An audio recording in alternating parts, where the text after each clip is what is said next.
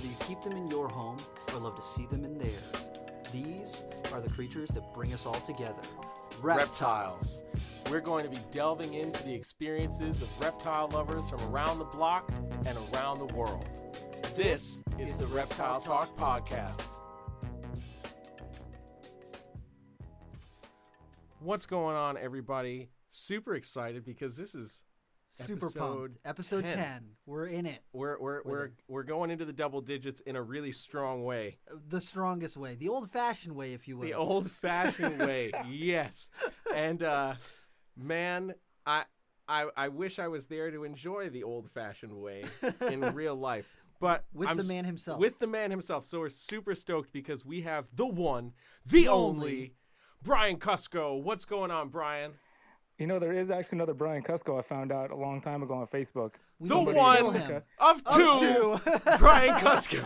Kuskotopia. We have Brian Kusko here. I don't know if he's a legit Brian Kusko or if he just made it up. It was somebody in Africa somewhere. Some account didn't look like it was. It could have been real. I don't know for a fact it's not, but It's a fake account. It's a ghost account. Dude, I he think definitely didn't look Czechoslovakian. I can tell you that much. I think that's gonna need to be one of the things you do on your next set of world traveling is try to find the other Brian Kusko. Yes. And then you guys gotta have a duel, like an old-fashioned duel where you slap each other with gloves. I would probably do more of a fish dance thing. Okay, all right. I'm with it. Fish. Yes, yeah, I dig it. I'm cool with that. That's a Monty Python reference. There's this scene. It's the fish duel. They just kind of do a little dance and then slap each other with a fish. Yes, yes. Style, you know, glove like duel style, but with a fish. And the fish keeps getting bigger and bigger. Yes. I'm so about this. Oh my God. So if you who are listening can't already tell, there will be many laughs. Here. So many laughs. I promise nothing. On our part. If you don't laugh and you're like, wow, these guys are laughing a lot, realize that we're having a pretty fucking good time. That's damn right. Dude, I really need to come out and visit you guys. It's no joke. We've only got to meet that one time at Tinley, but like I feel like yes. I know you guys. Like yeah, dude. Jeremy with your music playing and stuff. I checked that out and like you're badass at music, and then thank you, dude. Managing it, nerd, and Rob, you do most of those educational stuff over there, right? Yeah, I do a lot of the educational stuff at Nerd. I love that and stuff. all the photographs. Yeah, all the photographs for the website and blah blah blah, all that stuff. A lot of stuff for the Instagram and all that stuff. Nice, man. Yeah, you gotta come out to Nerd. You give a solid, like you gave me one of the more real hugs I've ever gotten in my life. That first time we met at Tinley, I don't. That is the best compliment. I love receiving that compliment every time. That never gets old. Ever, ever, ever. Yeah. I love giving people hugs. And Brian, you got a solid fucking hug, dude. Thanks. I worked on it for a long time. There's some family members will tell you that I just used to like lean in and not actually put any arms on anybody. He's like, I gotta find the right place for my shoulder to rest, and then okay, all right, this is optimum hug angle. Yeah, all right. And your posts too. I like seeing your posts on Facebook. You get people thinking. Like your posts, you ask questions and like want to know what. I love all the questions you put up there, man. It's like one of the nicer things to see on Facebook is those questions. It's not just drama and bullshit. It's like actually it's a little bit entertaining and not really people hating each other. Yeah, so, then Donnie and I go in there and we're like, Donnie, get fucked! Yeah, he's like, get fucked! Just stirs shit up. It's like, what's the most loving thing that you remember from your childhood? And Donnie will be like, my pastor. And you're like, no! Oh, God. Donnie is something else, man. Dude, oh, boy. Oh, man.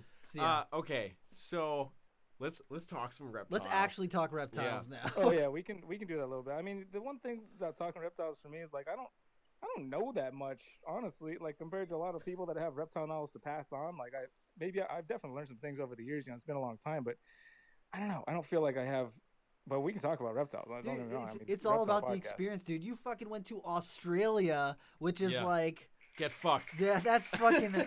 That's the dream, dude. That's it. Getting to see a wild thorny devil, bro. Yeah, that was definitely, man. I'll tell you what. I've seen those as a kid growing up in those Time Life books, and then actually getting to see one in real life. I didn't realize how small tiny they were. Right? Yeah. Right. Tiny. It's those in like the Borneo earless monitors. People think that they're like big, and it's like no, it's actually like good sized tokay gecko. It's like right around there. I think since they're such impressive looking animals, just that first picture I saw one was definitely a macro shot in that magazine. It's just like looks so formidable and menacing, and you see it's like, oh, it's like a cute little spiky Jackson's chameleon. Oh my gosh, that's amazing. So when you found that, you guys were driving, right? Yeah, we drove to a very specific spot where the guy who owns the reptile place in the Red Center in Alice Springs, the Alice Springs Reptile Center, they have some there captive on display, and that's he awesome. Relayed this somewhat specific directions, like go this far down this road, then turn down this road and go this far down it, and right about there for like 15 kilometers or so, just cruise back and forth right in that spot. And we got past the spot where he recommended, and then we turned around at the spot where he said to go back and forth at. And on the way back on that first time, there it was, just on the side of the road. Sheesh. Dude, that's the thing where I'd be like shaking. I'd be like hopping out of the car, excited. diving. I'd be like tripping over myself. Look, it's right we there. hopped out of the car. We jumped out. Dave was there. Dave ran right past it at first. He was so excited. I was like, Dave, it's back here. It's over here, dude. You got too far. Oh, now we need to talk to Dave just about that. Oh my God, dude, you should get Dave's version of that story, because it was. I was laughing very much at his expense at that time. He was having a rough time. He was having a real hard time filming. That was the hardest laugh I had the entire trip. That was actually, I think, the hardest laugh I had all year at that point. And still to this day, I was unable to stand any longer, and I was on the ground. I got it all on camera, luckily. Like the whole thing happened, and I was recording. I like dropped the camera on the ground, but it stays rolling.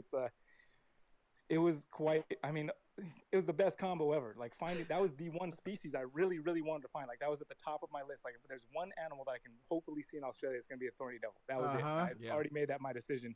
And the fact that got coupled with the best laugh I had all year, that's bliss. That's it. That's icing on the cake. Yeah, there's always, whenever you find your target species when you're going out, like there's nothing like that feeling. But to throw a little comedy in there too in good times. Yeah. That's taking it to a whole other level. And the fact that it's Dave Kaufman. Oh, the laughs. Oh, the laughs. Yeah, and we've got that thing for Monty Python too that like kind of adds to the. It's almost like sometimes it's like a inside joke almost with people who know Monty Python, like that fish thing. He definitely would have got that, not probably, but for some reason that British humor, like, because some people don't understand British humor, and I can see why, because it's a little bit weird sometimes, and it's very dry, sarcastic a lot of the time. But man, I was breastfed sarcasm as a young child, so.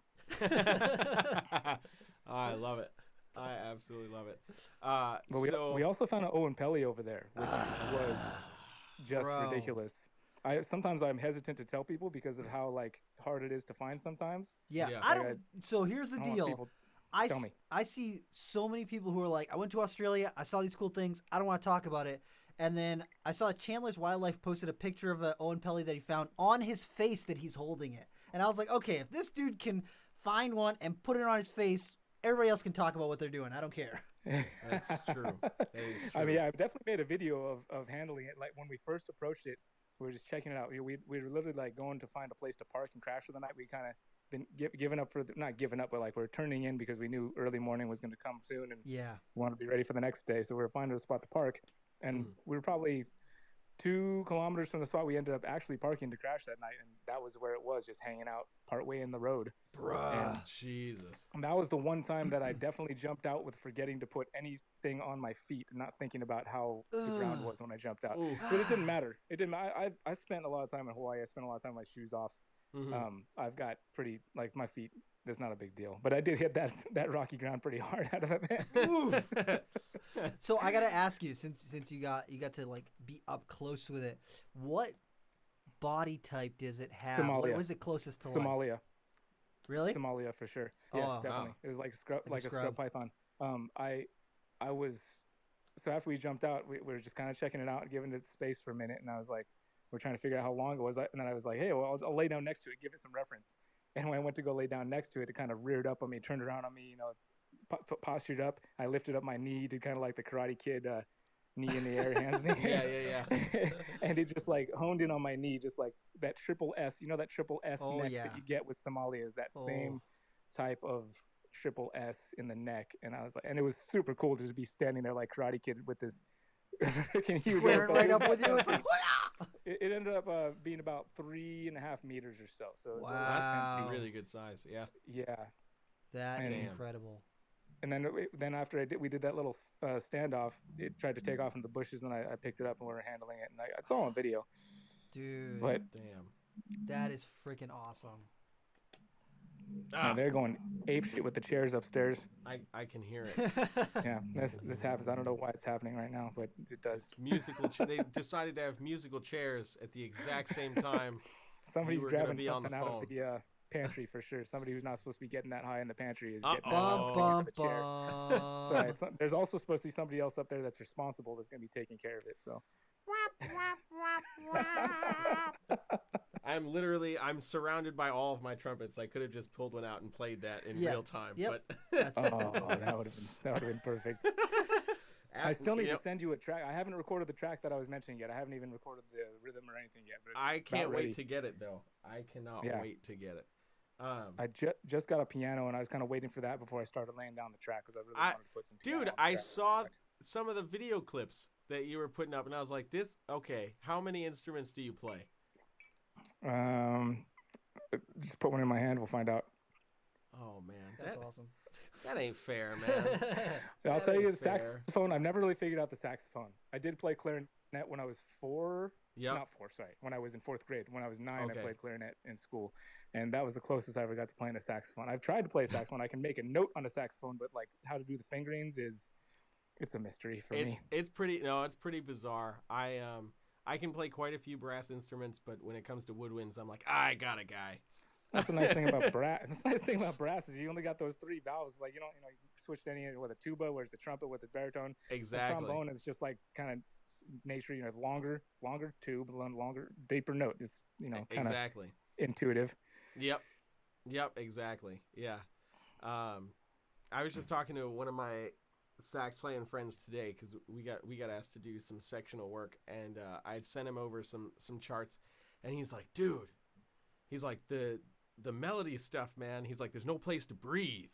That's so much harder for saxophone than it is for trumpet because I can't circular breathe on this damn saxophone. And I was like, get fucked.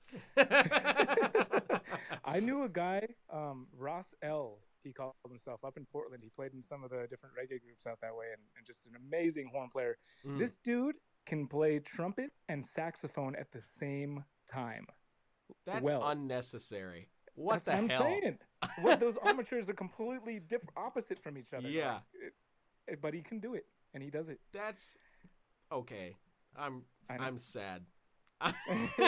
He's definitely one of those I give up type of musicians. Oh my gosh. Okay, listen. So we're going off on a slight music tangent, but I've gotten really lucky over the last couple of years to work with a couple of child prodigies.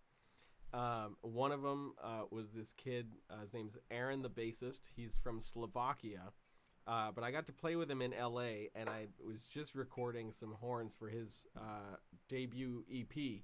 And I'm listening to the production, and like even when I met him, I'm like listening to him play, and I'm like, you're 9. You have like the intuition of somebody who's been playing for 30, 40 plus years, and those kids blow me away. Dude, and I'm like, we're playing with this amazing drummer out in LA. His name's Kareem Thompson, and he's doing all these chops, and I know like grown adult musicians that would not be able to stay locked into a pocket while the drummer's doing that, and this kid is like stomping his foot, locked in, like grooving with a big smile on his face, and I'm like, you're not from Earth. What? You're 9. You stop that and you mess up right now. There's people like that, man. There's these kids up on the North Shore. Ron Artis's kids. Ron Artis has passed on, but he had this little spot where people would stop in on North Shore, and he's just got basically a section, where people have shave ice buildings or restaurants. He's got a spot where you can come up and check out his family band, and he's got these kids, his kids, they're young kids, and they're all just jamming out like you wouldn't believe, like there's no other. It was pretty impressive, like little kids. It was amazing. It was like Jackson 5 type of stuff, Dude, That's the stuff that blows me away. The other kid that I got to play with down in Connecticut is this piano player. His name is Justin Lee Schultz, and he's 12. He just turned 13, I think. But I would literally put him in the same category as like some of the top Grammy Award winning like legendary piano players at 12 or 13, and like Wow. he blows me away. The first time I saw a video of him playing, I was like, there's no way he's X amount of years old. Like, that doesn't make any sense. And then getting to play with him, I was like, you are alien.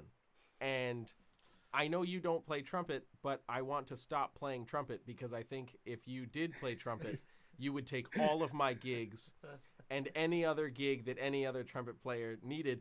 Because now he all of a sudden is like, I play guitar now too, and shreds on guitar, and is like, guess what? Playing some bass. And I'm like, stop. Just, you do not leave the rhythm section ever. And there's some people that like have that uncanny like ability to tap in and are super technical, and then you got the opposite side of the spectrum on a similar wavelength though, where people can just flow and like go off on some crazy stuff that is not technical at all, but just has the full feel that. Yes. I feel like you can do the same with reptile keepers too. Like people that are very technical and know a lot of the very technical stuff about keeping, the not whether there's temperatures and then there's people that just like feel it and can just like feel an animal out and just kind of know what's going on with them, almost like an intuitive thing. Yep, 100%. It's a trip to see that stuff. You're talking about coming to LA. Like I would love you guys to come out and get out of LA. We talked about this a little bit before. Mm-hmm. Coming up and seeing some other parts of the state, because we're a big state, and I always feel bad when people come to California. Not super bad, but a little bad. I do feel bad when people come to California and all they know is LA of California. I'm like, well, yeah, no wonder you don't like California. Yeah. Nothing against LA, but everything against LA. I could not live in LA. I've lived in LA. Yeah. I will not live in LA. I contemplated it at one point when I first got back, because there are a lot of keepers down there, and it'd be cool to be closer to those folks. Mm-hmm. But man, you guys gotta come up here. We'll go check out like MDO and find some rattlesnakes out on the ocean bluffs, and some king snakes just a little bit inland, and it's wild up here, man. I'm about that because I love field herping. Yes. Love it. Yep. We can go from here, and we can go up and check out Brian Gundy too. He's one of the most amazing people to herp with, man. And just an amazing human being. Brian Gundy is so dope. and I say that because like I've known Brian through YouTube for well over 10 years, I think, at least, or like maybe right at 10 years. It's been a long time. But when we were at Tinley this past fall, finally getting to meet him, I'm like, dude, you are the most genuine human being. He's like, pure soul. Oh my God. Like from the YouTube videos to in person, like he's just there and like engaging, and I was like, dude, you just fucking rock, bro. Like, fuck he does, man. It's no joke. It's no joke. The dude is one of the most solid individuals I've ever met in my entire life. Yeah. Yep. Shout out to Brian Gundy from he's For actually, Goodness Snakes. He was the main, because there were a lot of people that were influences, but he was the one that actually, I saw his channel and he put his phone number on his channel, and I was like, did this dude just put his phone number on the internet? I was like, I'm gonna call it and see what happens. And then he answered the phone and we had a little conversation. And long story short, ended up meeting him at his house, and we were talking about everything. And he was the one that suggested, he's like, yeah, well, you should start a channel and put some stuff up. And that was when the light bulb clicked to start a channel, was when he said that. That's dope. That's incredible. He's the guy. I love that man. Like he's my own family, man. That guy's amazing. I'll keep shutting him out till the day I die. Yeah. The guy is just an exceptional human. And his herping skill, like, when you go herping with him too, I mean, you're gonna find stuff. Like, you're not gonna go herping with Brian and get skunked, because that's he's always not gonna nice. give up. Yeah, and he knows his spots. I mean, the first time I went out with him, he grabbed, like, he went to the first place he went to, and he comes up and he's got several snakes and alligator lizards in one grab at the first spot he hit. Yeah, it was, that's what I said. I was like, what? I watched him dive head first into a poison oak to go after an alligator lizard. Oh shit! Oh. But just good about it. He's like, yeah, I'll just wash myself later. I'll be fine. Like, We're cool. He wasn't. It wasn't an accident. He knew what he was doing. Oh my God. That's so awesome though. Because, so like, Brian Gundy's going up in the cool factors. Yeah. Dude, that's awesome though, because like a lot of people see alligator lizards like meh, whatever, but like those things are pretty cool. No, he's taking the mites off their ears, cleaning them up a little bit, then putting them back out there. That's awesome. That's awesome. That's so freaking cool. Oh man. So, Brian, what like really got you into reptiles to begin with? Was it you're just like wild child, like always into them? I mean, yeah, I was into dinosaurs. Like some of my first memories, dinosaur for the first Halloween. I can remember dinosaur pillowcases as a kid and bed sheets, and just like way into dinosaur birthday cake. Yep. And I've told this story a number of times. People who have heard it before, but it's I was living next door to a guy named Snake when I was 4 years old, and he was like a Hell's Angel type of dude. We lived in this apartment complex in Hayward where I was born, and one day his snake. We didn't know it was his snake at the time. I didn't even know he had reptiles. I just knew his name was Snake. And there's a king snake crawling through our backyard, and my dad identified it as a California king. Yeah. And I was super excited about it. And once he identified that it was, my dad's fairly hip to just most things in life, actually. Shout out to my dad. He knows a little bit about everything. He's like a Google, Before there was Google, there was Dad. And even Google gets some shit wrong, and he can actually tell you what's really going on. That's awesome. But so he turned me on to everything in life, I would say, whether it's AC/DC or snakes. He picked up that snake and was like, well, yep, it's a king snake. And then we found out it was Snake's escaped snake. And when we went over to his house to bring it back to him into his living room, it looked like, our reptile rooms do kind of today. And, as a little kid, I'm like into dinosaurs. We find this thing in the backyard, and then this guy's got dinosaurs in his house. I was like, God. Yep. And my parents were cool enough right then to just let me get my first pet snake when I was 4 years old. That's awesome. Yeah, that's dope. So wait, you're saying that you found a snake and brought it back to a guy named Snake, so it was Snakeception. It had to be. It had to be, because I literally had only snakes until last year. I only kept nothing but snakes my entire... Well, I had a box turtle. I caught frogs at the creek, or caught tadpoles at the creek, watched them turn into toads and put them back. Mm-hmm. But as far as actually having like pets beside that box turtle when I was like 7, it's only been snakes. And maybe that had something to do with it. I don't know. They still just fascinate me like no other. It's the lifelong snakeception. Snakeception. I'm about it, dude. There's just something very calming about them for me. They have such a calming aura to them when you're handling a snake. It's almost like a Zen experience for me, man. And I've said that before, but it's true. Like I'm holding a snake, and especially, well, it doesn't matter what kind of snake, any snake, just like getting in tune with it and feeling how it interacts with you. Even that pied? Oh my God. I guess Zen is not how I would describe that. Okay. I was like, he just said every snake. I tried my best to achieve some sort of state of Zen with that pied, and all she told me with that Zen was like, here, how Zen does this feel? Put my biggest teeth deep into your knuckles and see how that Zens you out, buddy. Oh man, like, the Zen is when she's back in the cage and the door gets locked. Yeah. Then Zen can truly be reached. yeah, that's facts. Oh man. Dude, I don't know. That's how I feel though when I'm like handling my scrub pythons. Every time I hold one, it's just like literally just calms me right down. I'm just focused in looking at the animal, watching how it's interacting with me. It's just like every time is like that. If I had gotten that girl when she was the age that I got my scrubs, then it would have been a different story, I'm sure. This snake had a particularly rocky history with humans, so it was one of my goals. It's one of my biggest failures, actually, to this date, is not being able to have a nice, easy, gentle interaction with that pied. That would have been something. That would have been something nice. But she had such deep and ingrained fear of humans. Is tough to. It was very easy to see that like it wasn't going to be much you could do to really get that to go away, because it seemed like it was pretty deeply ingrained. Not that it couldn't have been. I'd love to see Kevin work with her. I would love to see that. Because even the pies that we've got at Nerd, they are defensive. I don't know if they're quite as defensive, but they'll still take a swing at you almost every time that you take them out. And I've got to the point now where when I take them out, if I go super slow and take my time with it, they won't usually try and bite me. They'll still hiss and stuff, but they don't usually try and bite unless I actually push them and try and get things done quicker. But if I take my time with them, I've gotten them to the point now where they're not horrendous. But just if you watch people who are trying to like rush with them, they'll come right at you. They're not having it at all. But Kevin is one of those like Zen people who like when you could be holding a snake and it's losing its mind, and the second that he puts his hand on it, the thing just like calms out just immediately. He just like emanates this vibration that just like chills them right out. It's all the meth.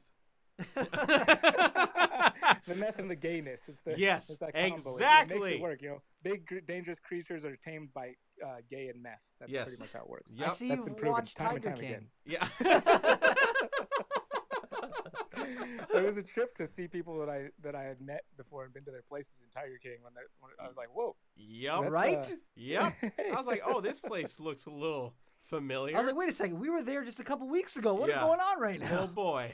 And then the person that lost their arm reached out to me on Instagram, and I was tripping. I was like, what? Oh really? Saf? Yeah. He's like, I want to come check out some snakes. Yeah. And I was like, damn. At first I was like, is this a real person? Is this really you reaching out to me? But after a little bit of research in the account, I was like, oh yeah, this is Saf. Dude, so that's awesome. We're in the same state, so at some point, we definitely have plans to have some snake interactions over here and whatnot. So that's I would super say dope. Keep him away from the pied. That's all I'm saying. Well, the pied is gone now. Oh, okay. Yep. Garrett took the pied back. It was a pretty fun event. We had Carpet Fest over here, Southwest Carpet Fest 2019.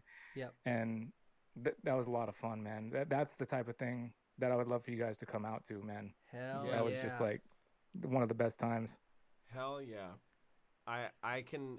So we've been to Southeast Carpet Fest. Yep, I did not make it. I know. I remember you guys went there. I really wanted to go when. Yes. Man, it was right before the quarantine crap. Yeah, it was happened. right before that. So have you been to Northeast Carpet Fest? I have not been to the original. So I've been to Northeast Carpet Fest a few times, and I know the party that ensues in Pennsylvania. It's wild. The party was nowhere near as wild down in Florida, and I think that's because it was too far north in Florida. But I can only imagine the party of Southwest Carpet Fest. Oof. And I'm gonna go as far past as I can. I'm here for that bitch. Listen. Oh, the one this year, my buddy Travis was hosting, but he kind of shut it down due to everything that was happening. It was supposed to be happening next month, but I think the 6th. It was supposed to be June 6th. I'm almost maybe the weekend after. Anyway, it was supposed to happen next month. It's not happening now. Yeah. So that's a bummer. I'm really ready to have some more reptile events or a reptile event to attend again. Same. Legit. Same. I heard that Herp's Conroe is happening. Yes, June 13th I heard that and 14th. too. Oh, I didn't Wild. That. I was like, you That's guys are crazy. bold. You're making Yeah. a bold statement right now. Oof. Right. I looked at being who I am, I looked at plane tickets last night. I was like, what would it cost? Yeah. I'm feeling pretty confident about it, but it is what it is. I just took a road trip this past weekend and popped by to see my folks down in Western Mass, and because I haven't seen them since the whole quarantine started. And neither have I. I'm hoping to see my folks soon. Yeah, and I was just like, first off, it was just nice to be away. Yeah. And doing home. Something, yeah. Outside what has been the norm for the last couple months. And then to just see my family, but see people in general that I haven't seen in a while, by force. Yes. Not by choice. To finally be able to see them was like, oh, life can still happen. That's right. It's okay. It's gonna be okay. Yeah, I think it's gonna be okay too. I mean, it is interesting how it's all played out these past couple months, but yeah, it definitely seemed like the responsible thing to do to try and flatten the curve, as they say. Mm-hmm.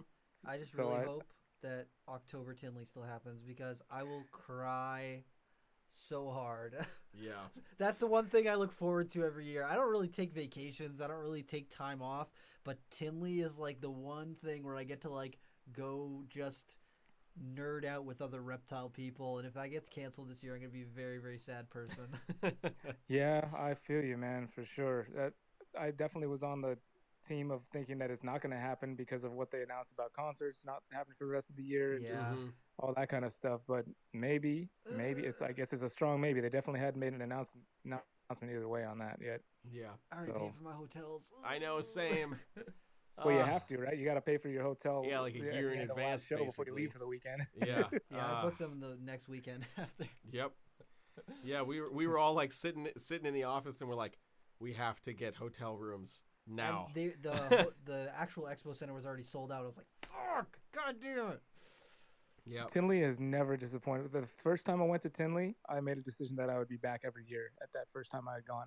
Mm-hmm. And I've been back every year and it expanded it to going twice a year to both the shows. Yeah. And it just never disappoints, man. I went once in I think 2013 and it like blew me away. And then after that, I just like I didn't prioritize it. I had so much work going on. I did 2 jobs for like a lot of years, so I could never get time off ever. And then the last 2 years I've gone and like it's worth it 100%. Oh, yeah, if you're listening right yeah. now and you're on the fence about maybe I should go check out the Tinley Park Reptiles, No, you fucking gotta go. go. You gotta go. Yep. Because it especially for a lot of people who live in areas where they don't have people who they can talk to reptiles about, or even species that they're interested in, because like it's one thing to know people who keep reptiles around you, but not everyone keeps all the same stuff. Not everyone's interested in the same things. But when you go to Tinley, whatever weird thing that you're into, there's someone there who's into it too, and you can get a chance to network with people and just talk about those things. And just there's so much energy there that when you're around all those people and all those people excited to be about reptiles, it just like you can't walk away without getting influenced by it, Yeah, and you can't capture that via YouTube, Facebook, Instagram, any of that stuff. You got to be close. There. Nope. Not even close. Nope. Anybody that's been there will reaffirm that. Anybody that doesn't, you're wrong. Legit. Yeah. No, it's true. It's true. Not the same. There's nothing, especially in today's world, there's nothing that beats that face-to-face interaction, especially when it's about something that you love already. Yeah. And I mean, a lot of times, like the diehard reptile people are cool people, for the most part. There's a few, cracks in the eggshell, but whatever. Well, that's just humanity, man. There's always a couple cracks in the eggshell. How else we're gonna make scrambled eggs and yolk? And it's kind of delicious sometimes. That's true. I'm here for the drama. No. I am not. I mean, I'm here for the scrambled eggs. That was the analogy. Sorry. The omelets. Sorry. The omelets. Yeah. I'm here for the omelets. Yeah, a little bit of cheese always helps. There you go. There you go. Or stops it. Whatever you needed to do, it'll run through it. It'll stop it up. Oh my god. So, have you been to any of the other big shows? You ever go to the California Super Shows or? Oh, absolutely, man. The California Super Show was the first one I went to, and I do a lot of interviews there. That's kind of where I said that's my home. That's my home show, basically. See, that is the San Jose show is also my home show. I mean, I went to the San Jose show recently. It was kind of cool to see that different, and the Sacramento show. It's like that Northern California. It's so different than Southern California. I can't really tell you how much that Northern California and Southern California are different places. Yeah. I can only and that's imagine. Still just the Bay. Like once you get north of the Bay, it's a whole different world up there. Yeah, that's one thing that's always amazed me. Like I really enjoy traveling, and it's always one thing that's amazed me when you are visiting a state, and it doesn't necessarily really matter how large the state is, but as the state gets bigger, the differences get bigger from one side of the state to the other. Like I mean, I grew up in Massachusetts, so you think about Massachusetts, you've got the left side of the state, the Pittsfield and the Berkshires and everything, all these amazing mountainous regions, and it's very much wildlife and everything. And then you go all the way to the right of the state, and it's like Boston. It's like houses everywhere. Yeah, and it's like, man, Massachusetts isn't that big. Like you can drive the entire state in 3 hours, pretty much. Yeah. I need to go back out there because I have family out there. My grandmother is from there. Oh, really? Yeah, she grew up outside of Fall River. Okay, yeah. And I need to come. I've been out to Pittsburgh, where my grandfather's from. I've gone out there a couple times now, but I still haven't been to Mass, so I need to check that out. Dude, I'm telling you, we're not that far away. You can hit it up and do a nerd trip too. That's all I'm saying. Yeah, I know. That's on my list. Dude, there are 3 places that I've kind of got on my list to go once this is lifted, and that's Nerd, the Reptarium, and Tinley. Hell yeah. Yep, Hell I second yeah. that list. See, I haven't been to the Reptarium yet, and you guys, Jeremy and some of the staff went, and I had animals with me from the expo and stuff, so I had to head home, or I had animals and supplies and stuff. Yeah. So I had to head back early. I couldn't spend the extra time going out there, but I really want to go out to check out Brian's Reptarium. I've known Brian for a bazillion years, so like. I love the stuff that he's doing with that. And since I'm so big on education, I really want to see how he works all the education into it on site, because that's my dream right there, is being able to educate people every day about reptiles. Yeah, I'm with you, bro. Like 100%.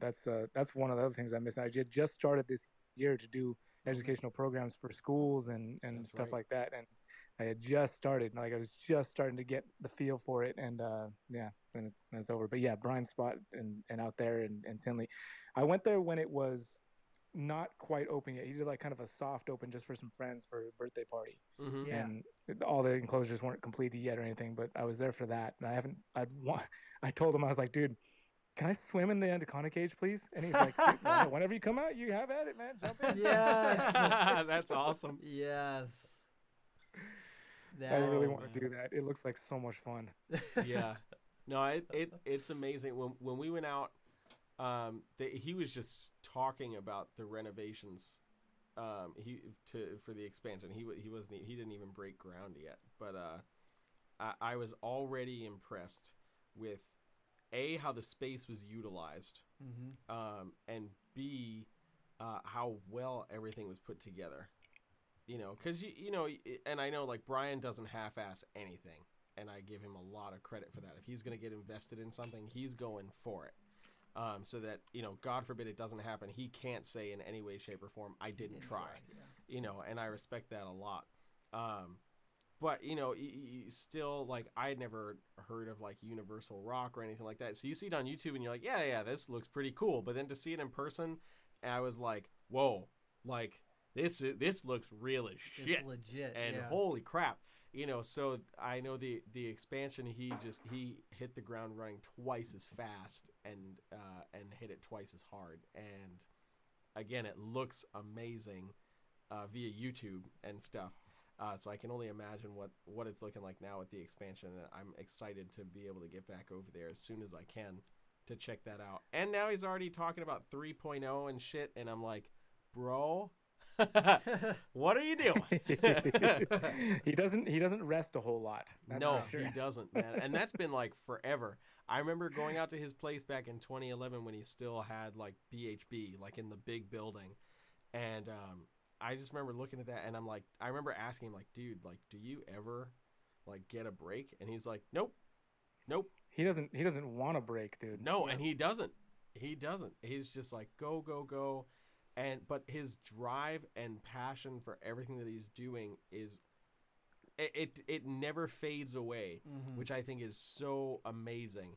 Because it's unparalleled from anything I've seen to date. Yeah, because it's just like, I'm like, dude, I think about work for a week, and I'm just like, whew, I need to take a seat. Like, there's some other things I need to try to attend to. And Brian's just like, if I get 2 hours of sleep, I get 2 hours of sleep. But, we're going to go right back at it again tomorrow. And I'm like, holy shit, dude.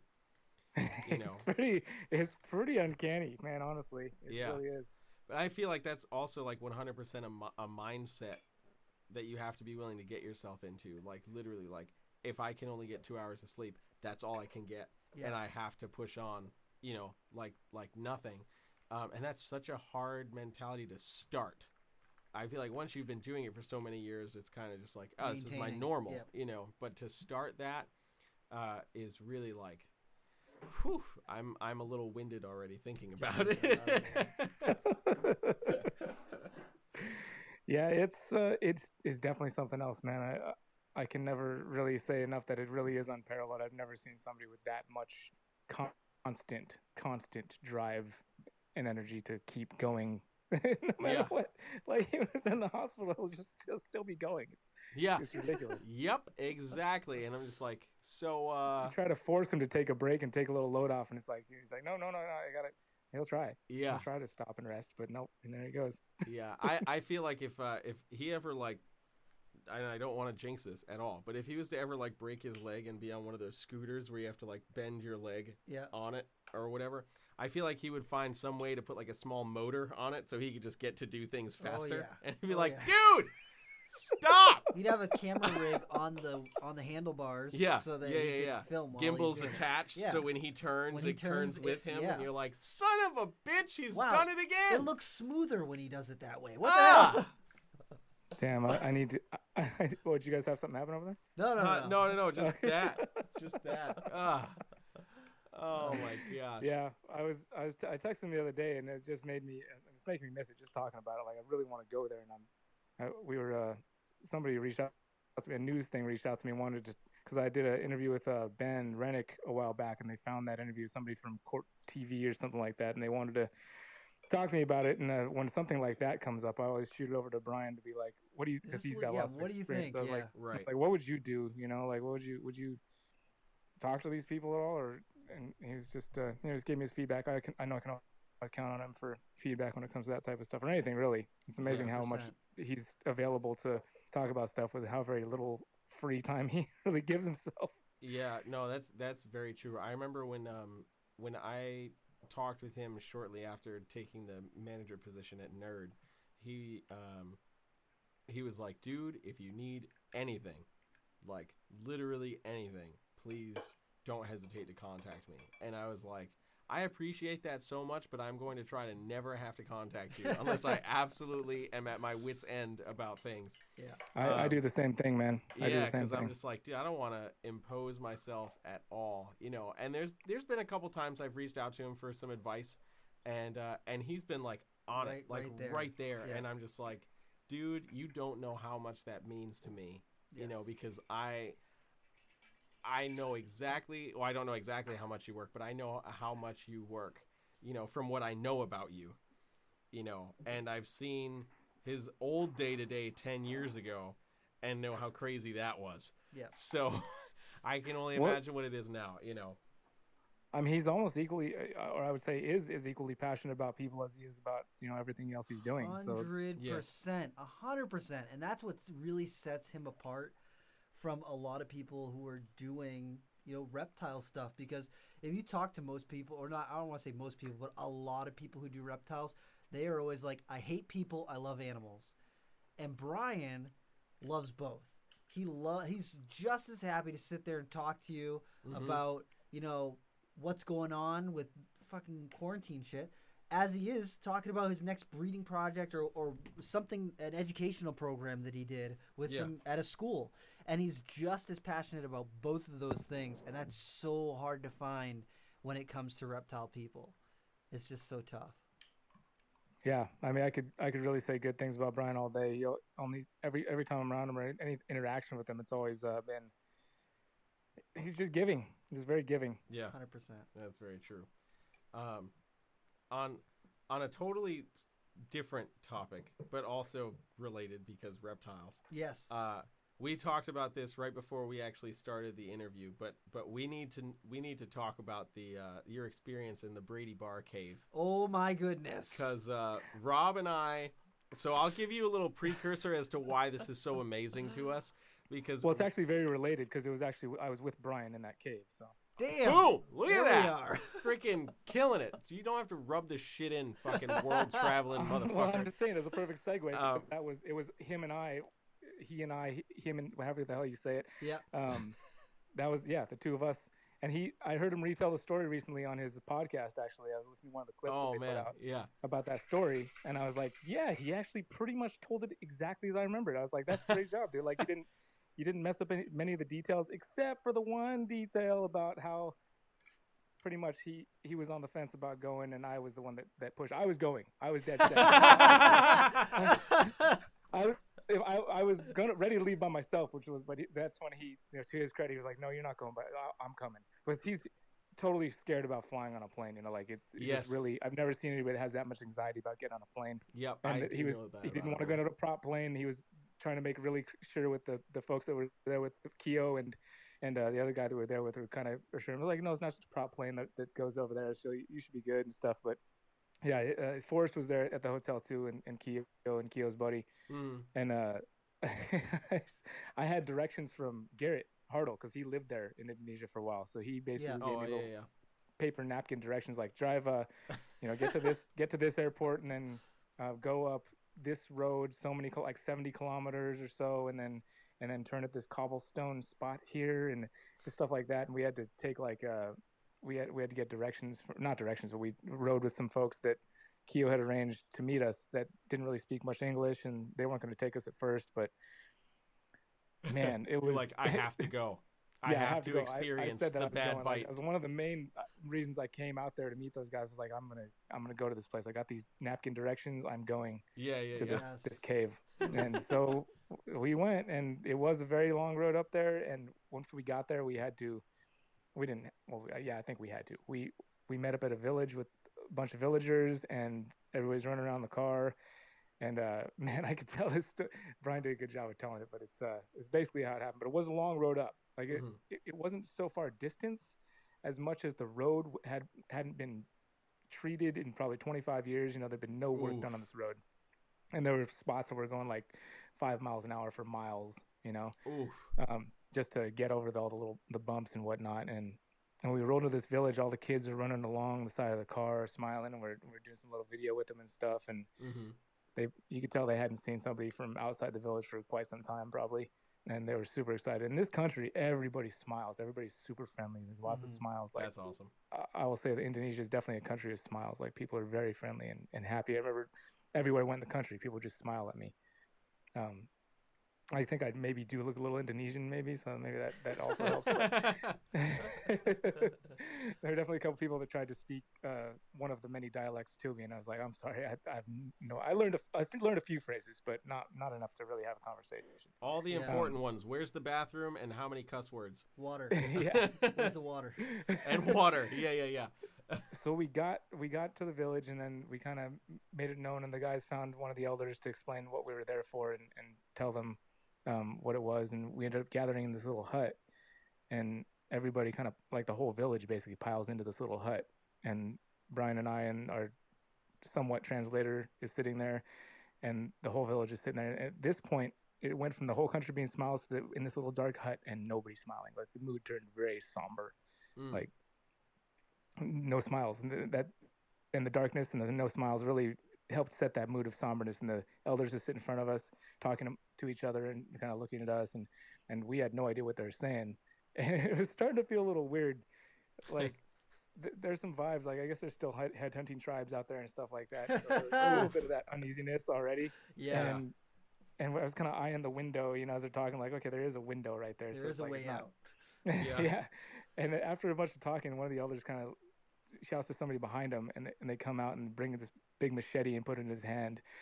And thinking back now, obviously I made it. When you tell these stories, like, you thought you were going to die, but I'm here. Yeah. Spoiler alert, I didn't. Yeah.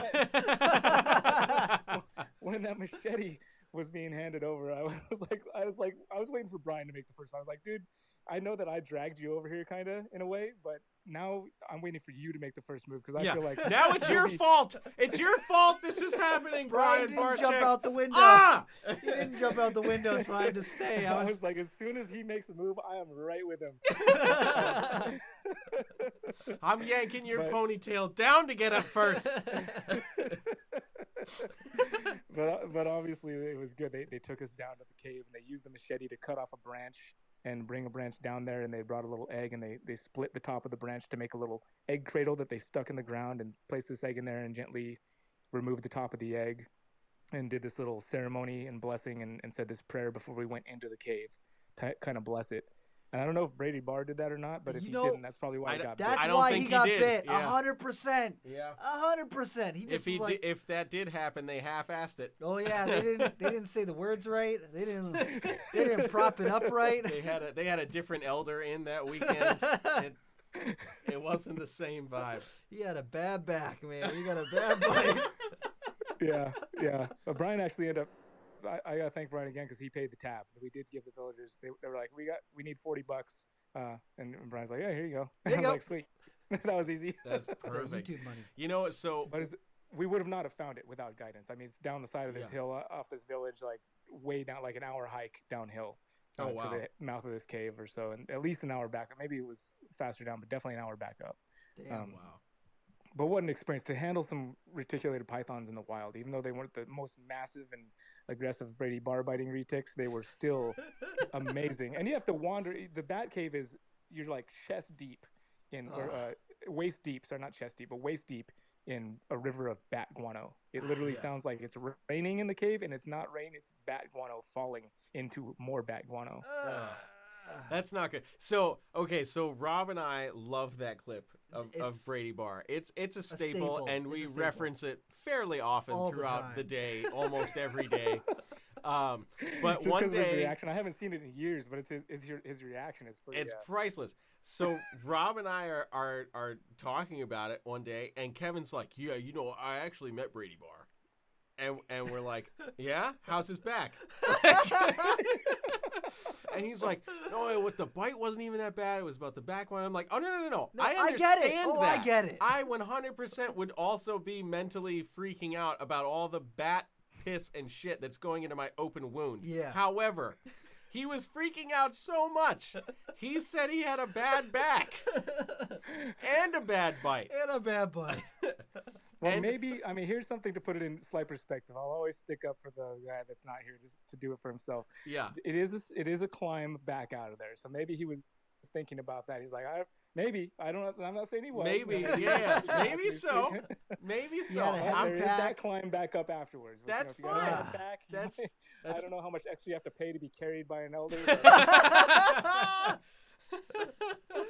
Oh my gosh. I'm so happy this is happening right now. Oh my gosh. Me too, dude. I was looking forward to this. Yeah, you guys are so awesome, man. Like, it adds to the fact that you guys work at such a cool place, but the fact that you guys are just such cool people. And I don't know if that comes from being in New Hampshire, but just you know what's fucked up? You want to hear something really fucked up? Yes, I do. Both of us are from Massachusetts. That's true. That's true. Yep. Well, it's all about what you make your own. You create your own reality, right? You're dealt 100%. certain cards. Yeah. You knew you wanted to live free or die. 100%. That's yep. true. When I was growing up, I spent almost all of my summers in New Hampshire at a campground, off-grid, camping in a tent for like 3 to 6 weeks at a time. So that was like my childhood. That's where I, grew up, quote unquote. So that always to me was like, that is what I love. So coming to New Hampshire was just like, yes, I'm about it. I spent some summers in band camp and practicing trumpet while staring at snakes in my house. So I went to band camp too, dude. I can relate. You play flute by chance? Oh no, not that summer.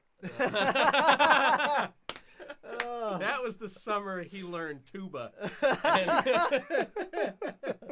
I did actually play euphonium for many years. Boom! Look at that. Okay, wait. Other music tangent. So there's one of the high school band directors in my hometown. His name is Matt Bertuzzi. He and I get along great. But he has a picture of me from a gig I was doing where I happened to be playing euphonium, and it's a fairly embarrassing photo, I might say, and it's also like not in focus. It's extra grainy and shit, and every freaking year, I swear, he's marked it on his calendar when it's gonna pop up in his Facebook's memories, and he shares it every fucking year. And that day just passed yesterday, and he shared it. I get a notification, and he's like, "We'll share every year," and I'm like, "Fuck! Damn it!" Well, to be fair, as somebody who played the euphonium literally throughout the entirety of middle school and high school, there's not really a way to look cool holding it. Okay? No, there's not. There's not.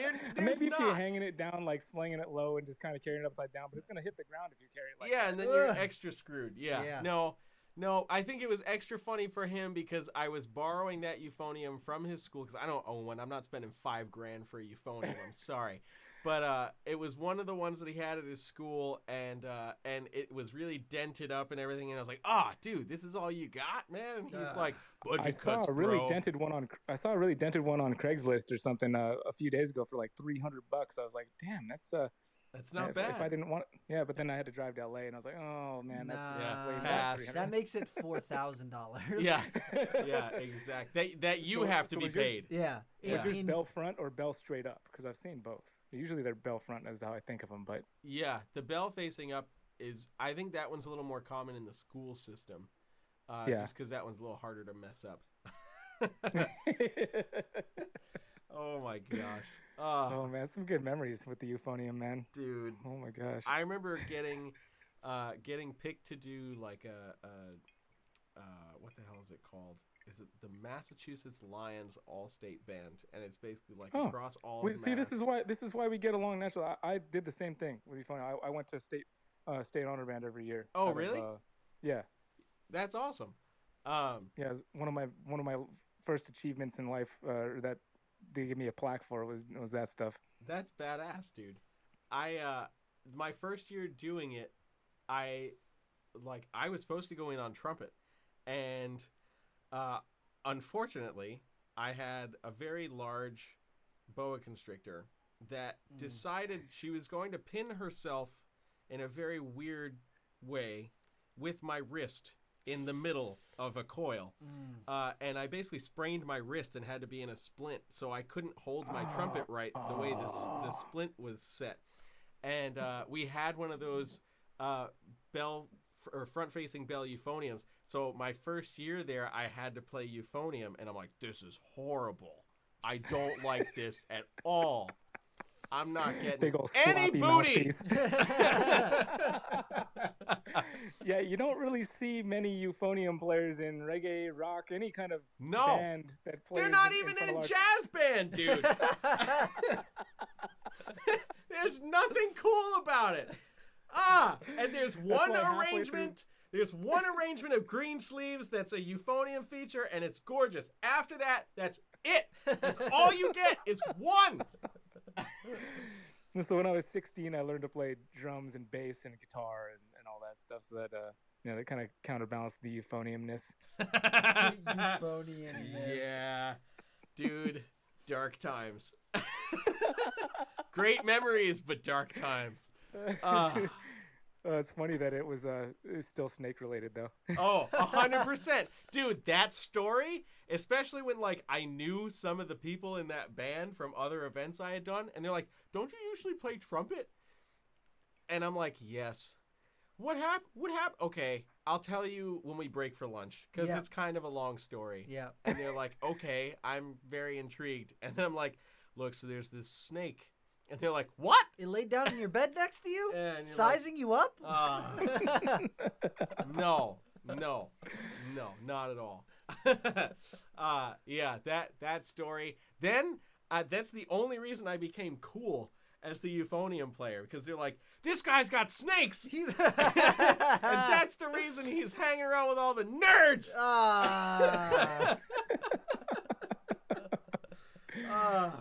It's a little more difficult to get first chair trumpet. There's a lot more competition for first chair trumpet than there is euphonium, It's so true. But then, you know what? Every time I did that ensemble every year after, I auditioned for jazz band and got fucking lead. Because I was like, I have to redeem myself for as many years as possible for this one very dark time in the middle of the back row of the band next to the tuba players.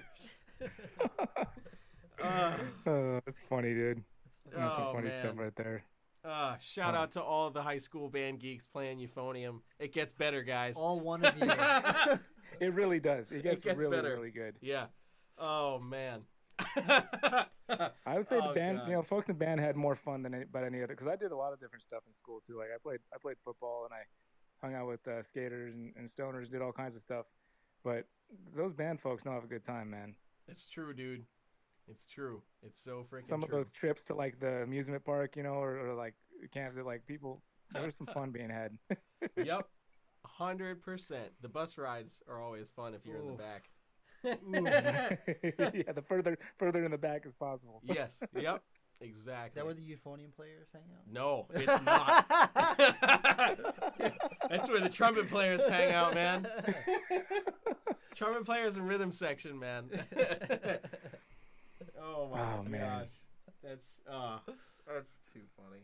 Oh man. Yeah. I'm like, you're drinking? Yeah. Yeah, I was taking a big sip. all the dead air has been brought to you by Old Fashions. Yeah, they only shut me up when I'm drinking them. Like, the act of drinking them. I think it's the Pacololo that's got me a little more. What is it? Introspective. Oh, introspective. Going in deep. Walking on the sky. There you go. I feel like if I get bit by a snake right now, it'd really wake me up. Is it going to happen? Are you going to make it happen? It wouldn't be too hard. I just need to rub a little rabbit on something and then, open one of these cages and with a quickness. That's true. That would do it. That's true. We don't need that to happen, though. No. Only if this was a video podcast. Yeah. Then you could have the next 4 million view video. That's true. I do see that I left all the latches open because I remember you sent me that picture right before we started. I was like, I'm about to clean the snake pee, but I didn't get it quite settled. So the latches are all still open on the Moschino, and she's just looking at me. Ooh. She's like, you fucked up, dude. I did just give her a rabbit like 2 days ago, so she's okay. So you're not that. She's bad. not super searchy, right? Yeah, she's laying under the heat panel right now, just kind of chilling out. There you go. Oh man. All right, dude. We're around that time. It's about that we time. have to end this, but before we end it, we always ask everybody one question, and that question is, what out there in the realm of reptile has you super geeked out? It doesn't have to be necessarily anything in your collection or anything like that, but anything in the ethers in the reptile world that has you geeked out. And since everybody has extra time to be searching social media, it better be something good, Kusko. I don't want to hear cheap shit. Well, I'm seeing that Keith McPeak might have a gravid